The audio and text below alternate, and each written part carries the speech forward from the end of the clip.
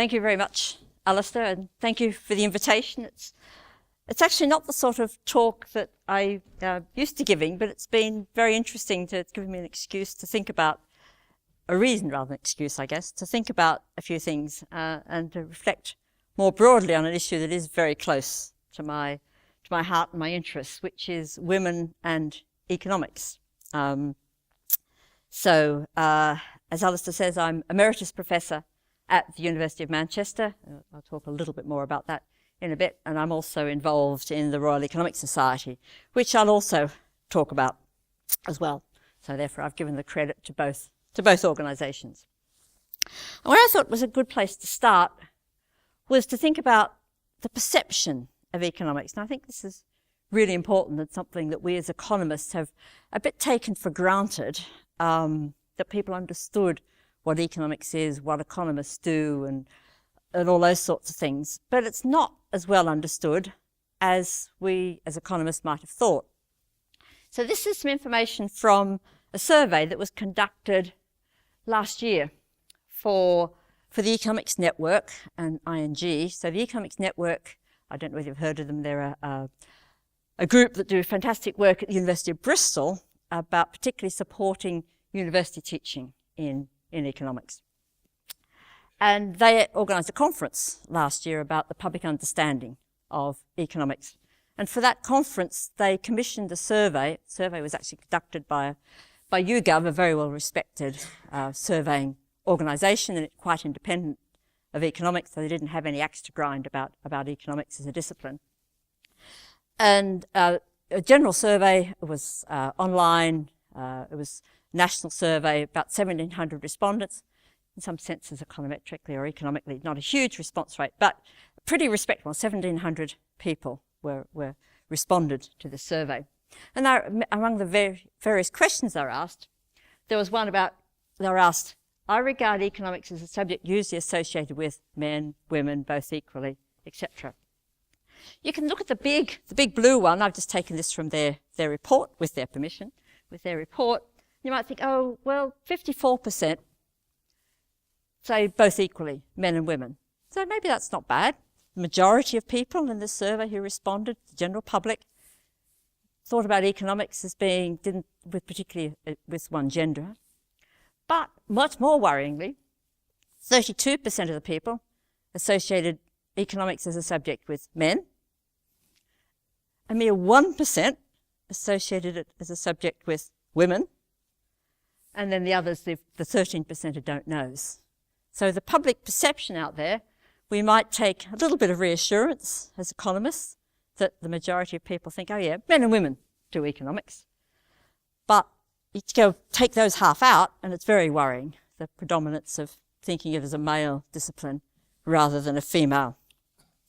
And the next graph is even more worrying. The next graph breaks down those respondents into age groups. So of the both equally, for example, which was, remember, the majority of people said both equally, it's the 18 to 24-year-olds in the green, the orange, the 25 to 49, the blue, 50 to 64, and the aqua colour, the 65 plus. So the both equally, it's the big group, or the biggest group, in terms of the older people. The older people think of economists as associated equally with being men and women as economists. Go down to the young 18 to 24-year-olds, people who are might be studying degrees or shortly after degrees or young in their working life. 42% of them only 42% associated with both equally, and an equal number effectively associated with men. The proportion associating it with men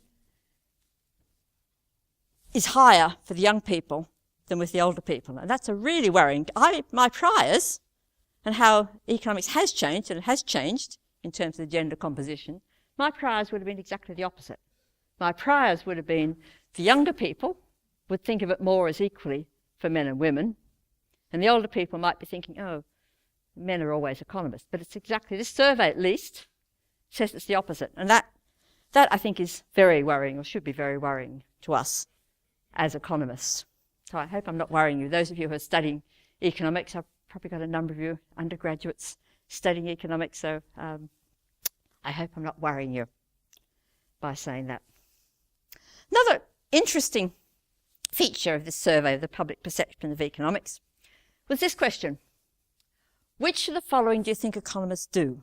So I asked people in the street, what do you think economists do? Nearly 2/3 of them, 60+%, think economists forecast economic conditions. So economists are forecasters. They forecast the macroeconomy. They forecast what inflation is going to be, what GDP growth is going to be, forecast macroeconomic conditions. The other things come a poor second to that. Clearly people could say more than one thing. You notice they don't add up to 100%. So people could obviously in this survey allow economists to do more than one thing. But nevertheless, 2/3 of people thought economists, and they are of course involved, some economists do important work in terms of forecasting economic conditions. But what about the economists who advise government on industries? Only 30%, just over 30%, thought economists did that. Whereas in fact there are far more economists are involved in advising the government on industries in general, that type of thing, than there are on forecasting the macroeconomy. So the public perception of economics, advising businesses, etc., run banks, the public perception is that economists forecast the economy. Okay, as I say, they're important. That's an important part of the work of some economists and some groups of economists, but to think that's the main thing economists do is not reflecting all of economics. And those of you studying economics, undergraduate degrees, you know that macro is an important part. Of course, macro is compulsory, but it's not the only part of economics. It's just one part of economics. Okay, the media view on all of this. Well, there's been quite a lot. I don't know whether you've noticed, but over the last couple of years in particular, there's been a number of articles, a couple in the Financial Times that I've picked out there, BBC News website. There's been a few in the New York Times over the last couple of years highlighting the relative scarcity of women in economics. And a number asking whether this is a good thing or a bad thing. And the general view is, of course, it's a bad thing if economics is predominantly a male discipline, because a whole sector of views, abilities, etc., are not being fully taken into account in that. So it's been attracting media interest recently. Now, it's despite the fact that at the moment I think there are more prominent women in world economics than ever before. So there are now role models. Maybe in the past there haven't been many role models, but there are now role models as prominent women in world economics. So you probably all know Christine Lagarde, who's head of the IMF. She is a lawyer by background rather than an economist, to be honest. So she's not trained as an economist. She's trained as a lawyer, but head of the IMF, she has to know a lot of economics by now. Of course, the first woman to be head of the IMF. There was Janet Yellen, who is chair of the US Federal Reserve, the monetary policy setting body, the interest rate setting body in the US for 4 years until earlier this year. She was, of course, need I say it, the first woman to have held that post. Christina Roma was chair of the US Council of Economic Advisors, which advises the US president on economic affairs. I think she was the second woman to have that role, so it wasn't just the first, but only the second.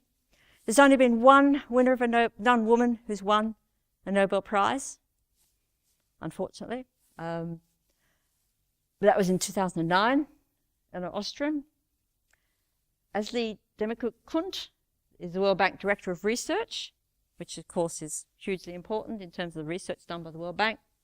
And if we go a little bit more locally, if you like, the current president of the European Economic Association is Elena Laferrera, and she is the European Economic Association has been going for about 30 years, I think 1986. She is only the second, and the president served 1 year in the European Economic Association. She is actually only the second woman to be president.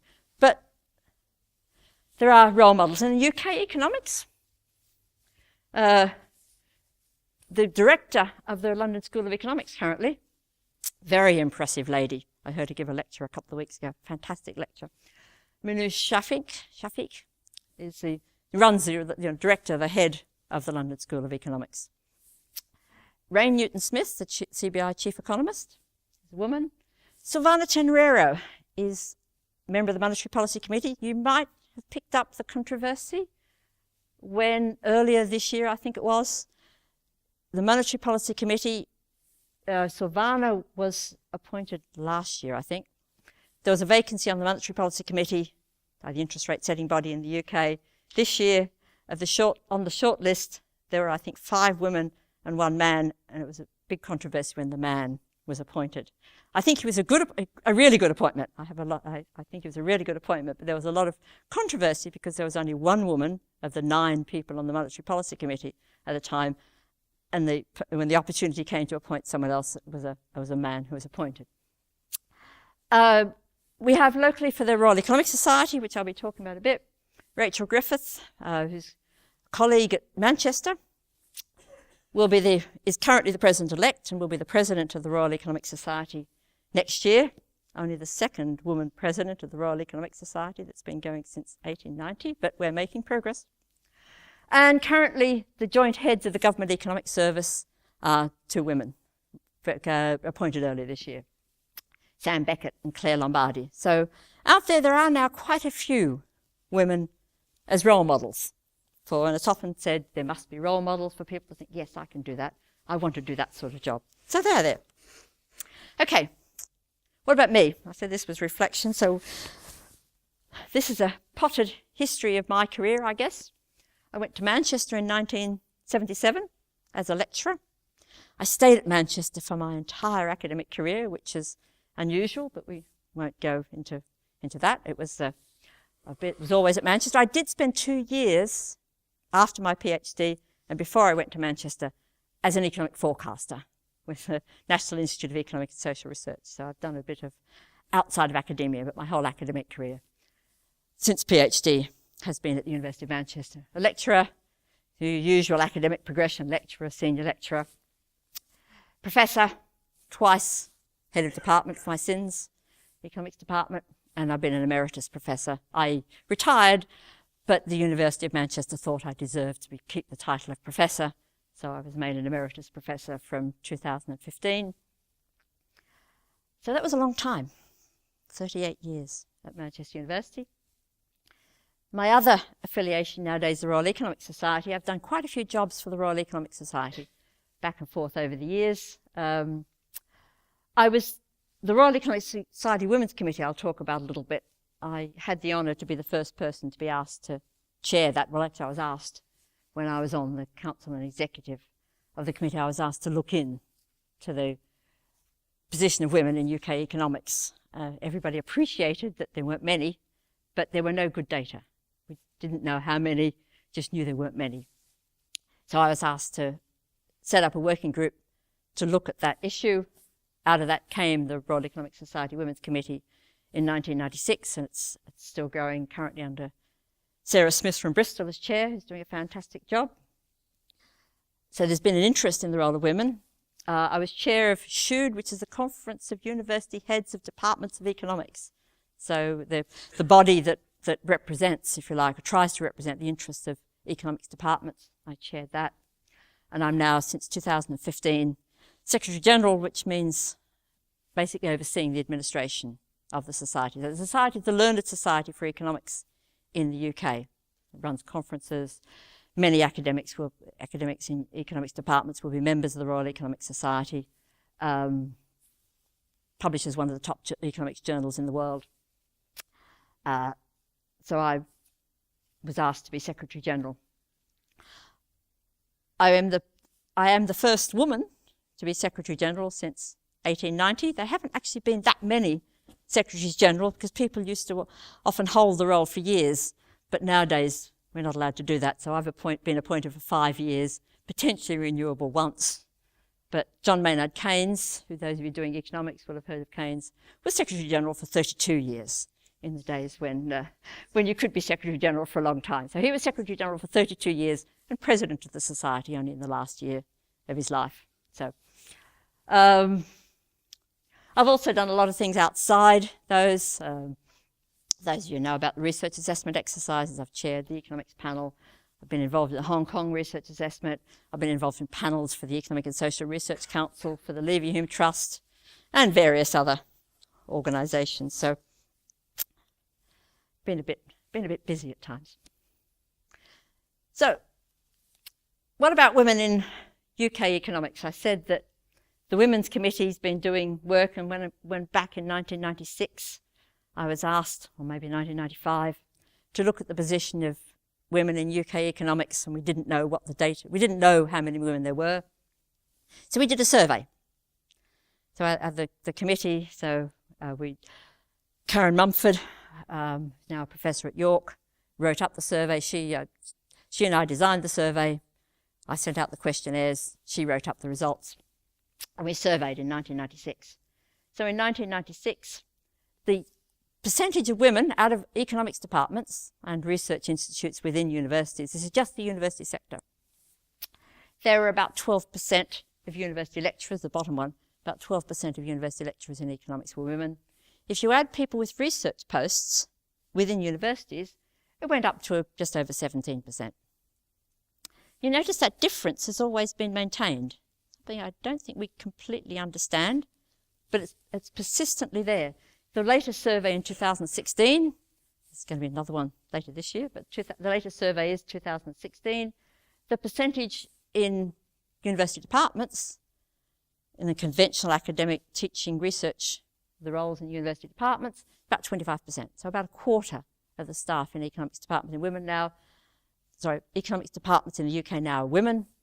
If you add the researchers, it goes up to what, about 28 or so %. So the situation's improved, and now you're probably being taught, those of you who are undergraduates in economics, I know there are women in the department here in Kent. So it's definitely on the rise, which is good news.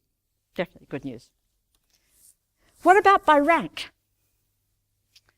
Well, the bottom line there is the professors. So back there in 1996, 4% of the professors of economics in UK universities were women. That was why I was so lonely, why I was asked to do the survey. In fact, there are in 1996 in that survey, we identified 14 in the whole country. 14 women professors of economics in 1996. By 2016, it had risen to 79. So it's gone up to now to about 15%. And the senior lecturer says, well, because it takes time to feed through. People start as a lecturer and do well enough, you're promoted to senior lecturer, and do well enough, you're promoted to professor. So it does take time to feed through. It's not going to change. It's not going to change dramatically. But of the lecturing staff, there's about 35% women. Much better.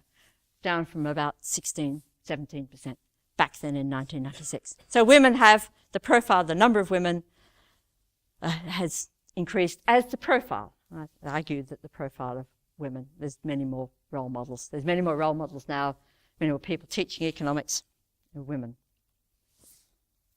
But actually it's also sobering. There weren't many women professors in any discipline. When I think we're back in the early 1990s, when I was called, it was an internal promotion to a professor when I was promoted to professor, because I was always at Manchester. So it was an externally advertised post for which I, as an internal candidate, applied. I didn't actually get it the first time. Someone else was offered it originally, which narked me a bit. So, but anyway, that person turned it down. So then I was called into the acting vice-chancellor's office to be told that the person had turned it down and they were going to offer it to me. Yes! So I remember I asked him, of course it was a him, the vice-chancellor in those days. Naturally, I think all the vice-chancellors back in the beginning of the 1990s were him. I asked the acting vice-chancellor, well, how many other women professors are there in the University of Manchester at the moment? There were 5 other women professors in the university. That's sobering when you think about it. So one of the, I don't know whether you call it a good thing or a bad thing, about being promoted to a professor in an economics department at the beginning of the 1990s when there weren't many other, and incidentally I don't know of any other women professors at the time in economics in the UK. There were others who got chairs around about that time, but the ones I know about are a little bit after myself. So I can't say there weren't any other women professors because I don't know at that point of time. There certainly weren't many if there were. So I was, good thing, bad thing, I sat on lots of committees because that was the stage in which they were starting to think about equal opportunities. That meant they had to have a woman on every university appointments committee. So how many appointments committees did I sit on? I hate to think how many appointments committees I sat on. When they needed an external from another university, which you do for a professorial appointment, I was often called in as sometimes the token. You feel you were the token female called in from another university because they didn't have any women on their appointments committee for the chair internally. So I was often asked to come in. There had been, before the 90s, very few women, but there had been women professors of economics.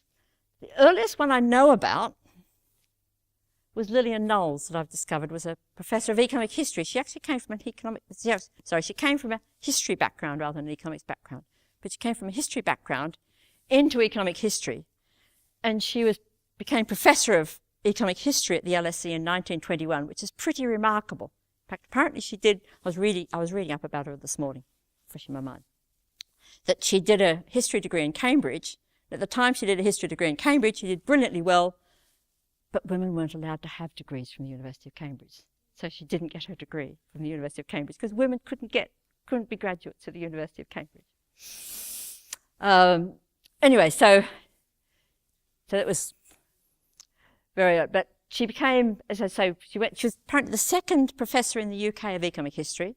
The other one was at the University of Manchester, apparently, the first one, at the LSE. And she became Dean of the Faculty of Economics in the University of London, the first woman dean of a faculty in the University of London, apparently. So she came from a history background, but she became very much involved in economics. There were two in the Cambridge. Joan Robinson, who you might have heard of, very famous for her work in economics. She was only given a chair towards the end of her career in Cambridge, but she was promoted to a chair. And the other one was Phyllis Dean, who also was an economic historian. And that was in 1981. So 1965, Joan Robinson, 1981, both in Cambridge. And Phyllis Dean is actually currently the only woman who's been president of the Royal Economic Society to date, until Rachel Griffith becomes president next year, will be the second woman president of the RES. Back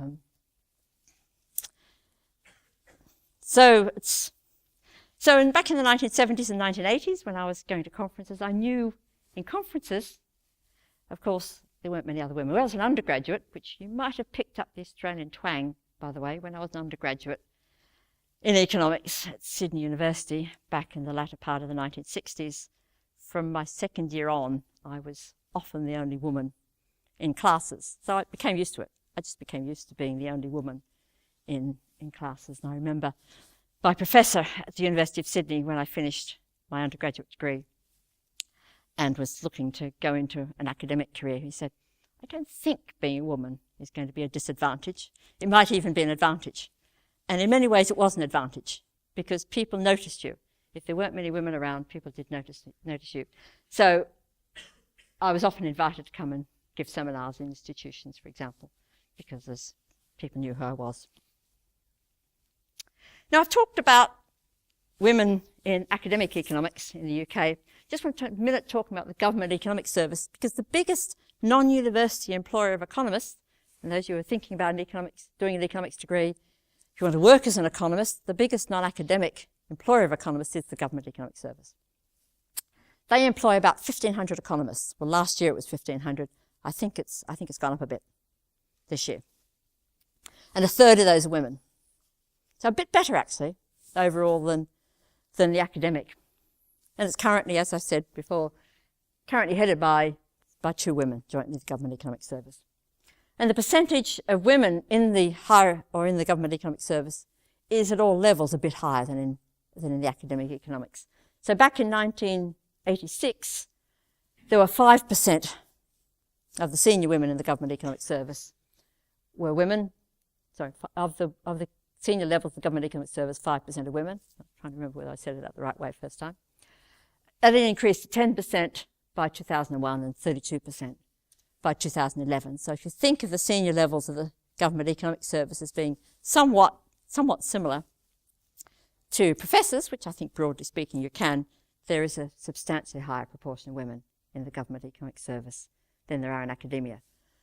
But it's still not 50-50, but it's substantially higher. And at all levels, I don't know, there wasn't a figure given in 1986 for the responses, but it was 23% in 2001 and 35% in 2011. So, oops.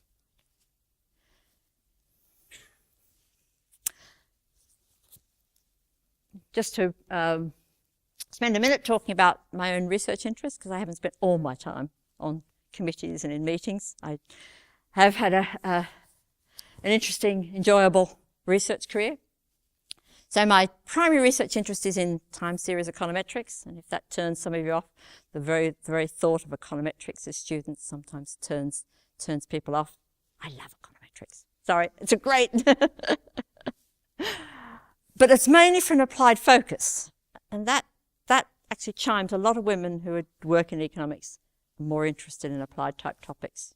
So it's mainly for an applied. I have done theory, econometric theory, but my main interest has always been the applied. So I've done work on seasonality, business cycles, international linkages recently, monetary policy, those inflation, those sorts of issues. And when I've done theory, it's almost always been a means to an end. Sometimes I've done a bit with co-authors for fun. That hasn't necessarily been because I want to understand some applied problem, but usually it's been because I've done something theoretical, because there was something I thought, that's not quite right. I need to understand a bit more of the theory before I can apply it in practice. That was true of my PhD too. My PhD, when I did my PhD back in the early 70s, was supposed to be applied, but there was a problem about actually estimating the models I wanted to estimate. So I did some work on estimation, some theory, and came back to the applied. I also had a period working in quantitative criminology, which was quite fun, something entirely different in the early 1990s. And my advice to those of you who might think about career in economics and research career, I think you've got to get personal satisfaction, to spend your years, so much time trying to understand something, a research question, trying to really get to grips with a research problem. It's got to be something you're really interested in. There's no point in setting off on research if you're not interested in it. You've got to be really interested in it. And working with people you get on well with, and you respect, you have fun working, that's an added bonus. There's a real social side to doing research when you can get satisfaction, spend time going through a problem with people you get on well with, and respect and work well together. And as students, you probably know, working through problems with others, trying to understand something with other people, often helps your understanding of that, because you throw things off each other and help the understanding, and you also get more satisfaction out of it. So I would certainly, and I always, when I supervise PhD students, which I've had quite a lot over time, I always told them, don't just do a PhD because you want to do a PhD, because you've got to be interested in the topic. That leads me on to talking about the gender distribution in different areas of economics. I said women are often in more applied areas. And this is from a paper, I've given the reference at the bottom, but back in 2005, these co-authors trawl through. The journal is a journal of the Spanish Economic Association. You may never have heard of it, but it's a journal of the Spanish Economic Association series. They trawl through the top 50 departments by some ranking. I can't remember what the ranking was, but the top 50 departments in the world in economics, and allocated everybody in 2005 who was working in those top 50 departments to a sub-area of economics according to where they'd done most of their publications. We don't always neatly fit into one area of economics, but if most of someone's publications were in microeconomic theory, they became a micro-theory person. even though they might have done some work in other areas. So they allocated everybody to a sub-area of economics that way. And the percentages add up to 100 across in that. So of men, if we go the men of the orange bars, about 23% of men in those top departments were working in microeconomics or microtheory. Only about 11 or so % doing macro, etc. across. Others just a residual pile, obviously. Economic history, not very many men, relatively speaking, in those top departments. And the blue ones are the women. And you can see they're very different. At that point, there are only about 4% of the women whose primary research interest, according to that classification, was in micro or theory. A bit more in macro, not a lot though in macro. More in econometrics, though we were more equal in econometrics. But look at labour economics, the third one from the right. Labour economics, about 18% of women in those top departments were working in labour economics, compared to only 5% of the men in those top departments. And similarly, industrial organisation. Very different distributions across the sub-areas of economics of the people working in the top departments. So it does indicate that women and men are interested, even in this top level, this top 50 department level, are interested in different areas of economics. And that's a cause. I don't think it's necessarily a cause for concern, by the way. It's a cause. It's interesting. You can ask why, but I don't think it's necessarily in itself a cause for concern. As long as economists and professionals, all areas of economics are regarded a priori as equally important, that good work can be done in different areas. The economics undergraduates, just where do the women who ultimately become economists, whether in the GES, academia, or wherever they become economists, they're going to study economics degrees.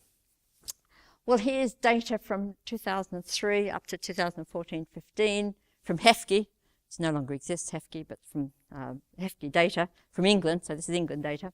Women are the red, economics is the bottom one there. About 32, 33, around about a third of undergraduates in economics in England, and I think UK generally, but this is data for England, are women.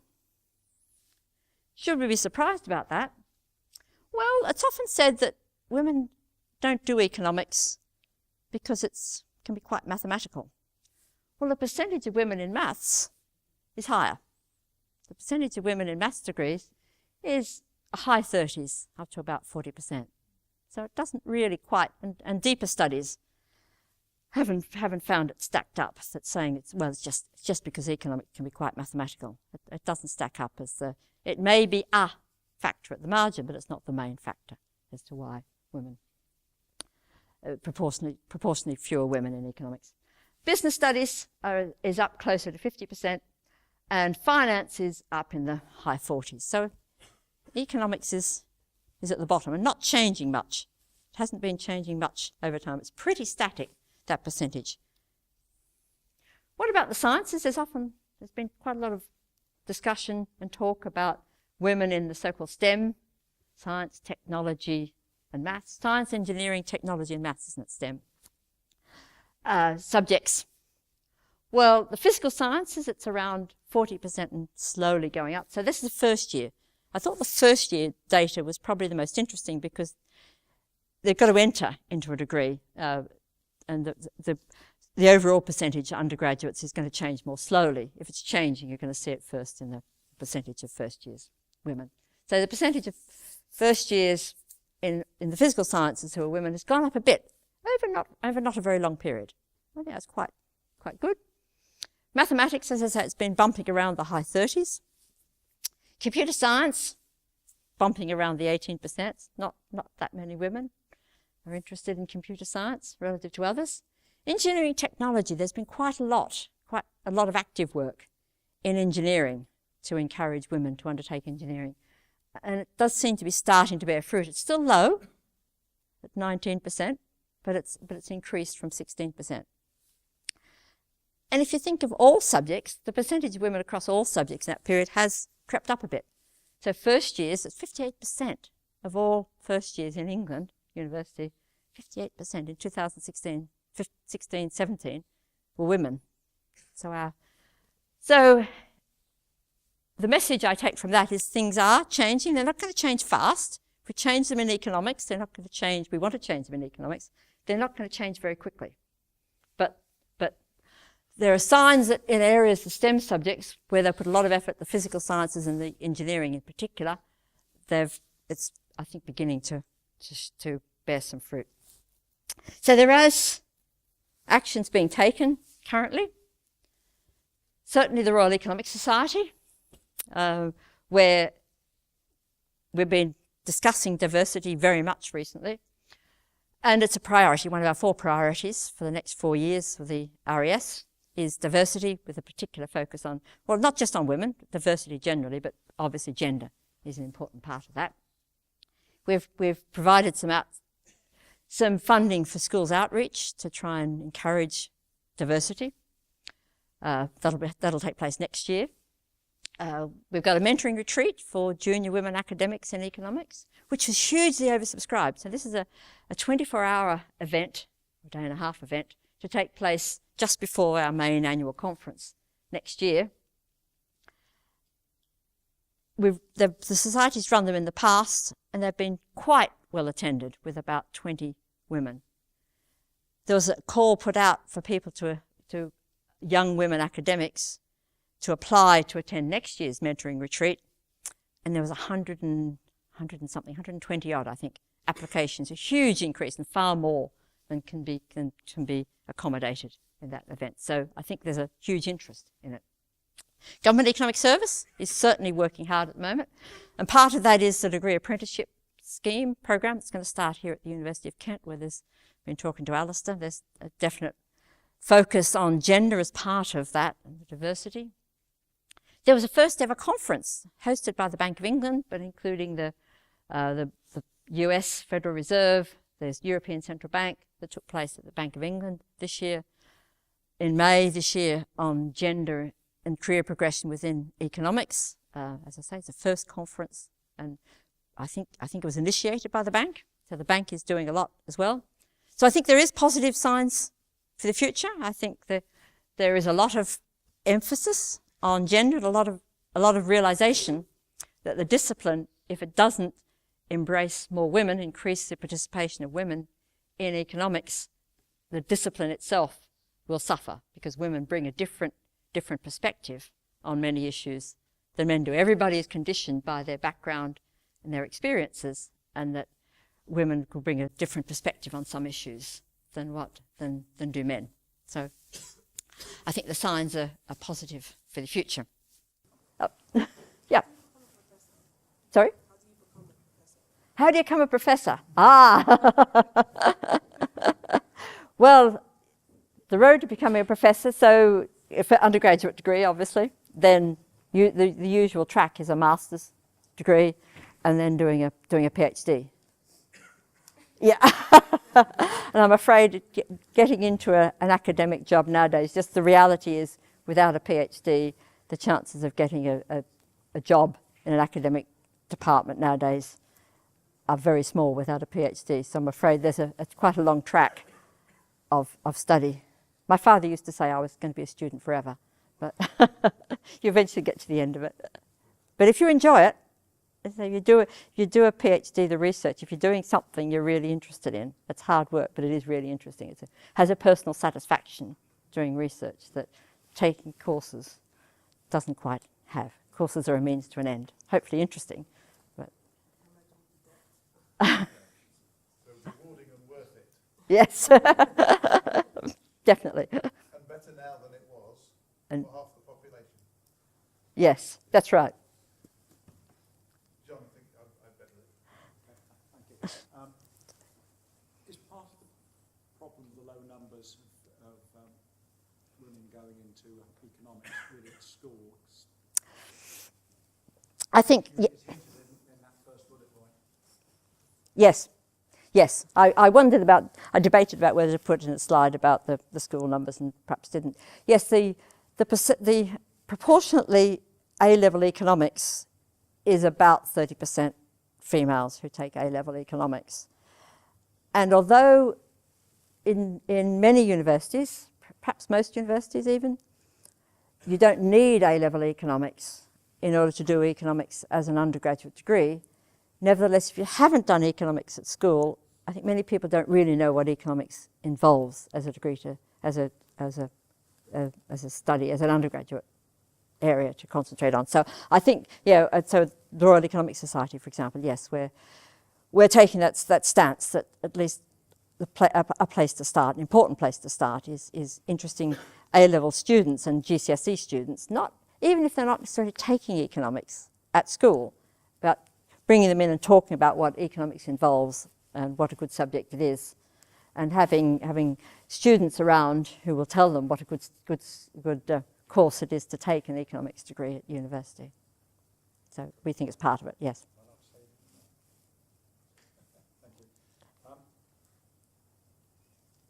People can't understand why I aren't very rich, because I'm an economist. And I think one of the things that the message across, as your slides show, is there are many areas of useful economics, like public economics, labour economics, industrial organisation, and it's getting that message across that economics is just not about making tons of money. Public good. Yeah, it's public good. Some people do take an economics degree and make tons of money, but by no means the majority of people who take economics degrees are going to make tons of money.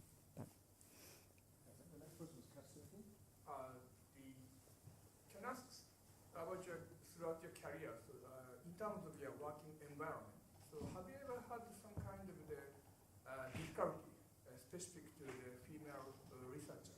Then, if you have, how would you resolve the problem?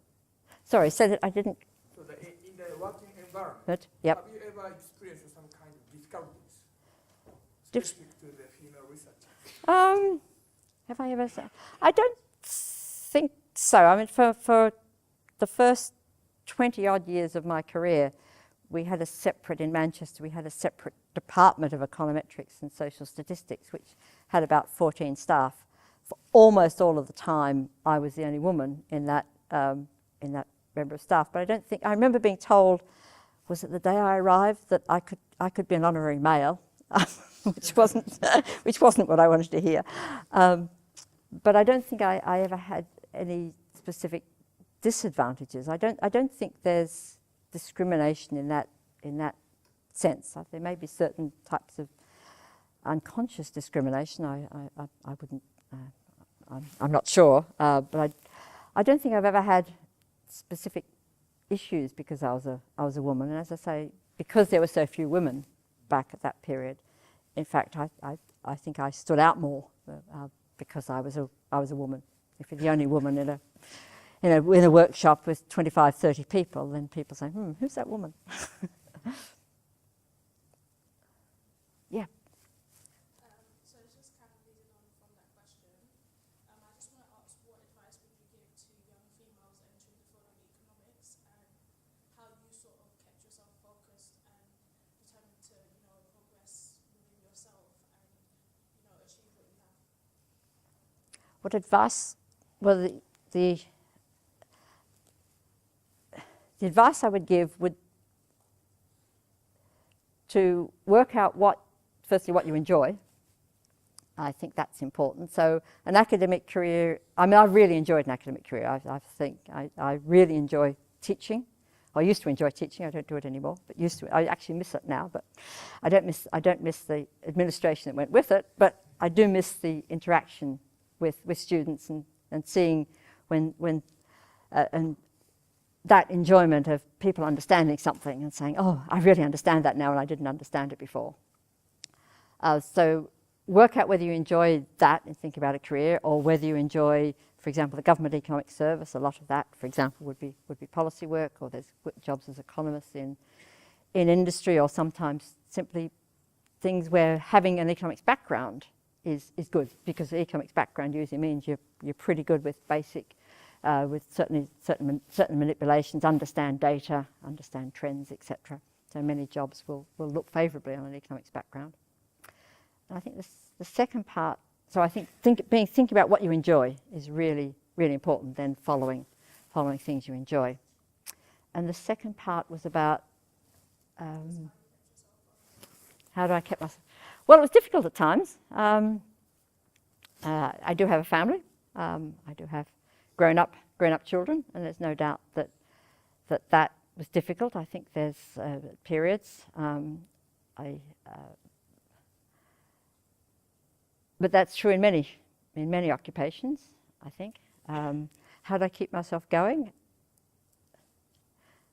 I guess I was always interested. In fact, in the point when I came, and I said I had a period in the early 1990s working in a quite different area of quantitative criminology. I'd had some health problems, and I'd been off work for almost 2 years. And when I came back, that was very difficult. I mean, that wasn't just associated with being a woman. It was just I'd had some problems, and at that point, I needed something different. And one of my colleagues in Manchester, a friend and colleague, said, "Oh, he was interested. Why don't we do some work together in quantitative criminology?" And that got me going again. In fact, that just working in a slightly different area with people I enjoyed working with, we got some good results quite quickly. Some interesting results that hadn't been didn't seem to have been known about, and. So I think you need to think what will motivate you. Again, it comes back to that. So I guess I've always enjoyed the academic life. So I was keen to get back into it. Is there a reason you worked in the private sector? I was interested in academics. I almost worked in Australia. As I said, I was an undergraduate in Australia. I almost went to work for the equivalent of the Office for National Statistics in Australia. I was offered a cadetship for my final year at Sydney University. And it's one of those things, there are certain things in your life when you look back that are really, really quite important. When you look back, they're really quite important. And when I'd spent a summer working as a experience in the office, and when I was offered the cadetship at the end of that period, and there was an interview about it, he said, "Well, we'll be offering you a cadetship." But this senior person from the office said, "But I think you're an academic." And that was when the penny dropped. That was what I really wanted to do. Until then, I don't think the penny had dropped. That was what I really wanted to do. So. I think looking at the clock, I think we've got time for one more. So Amanda.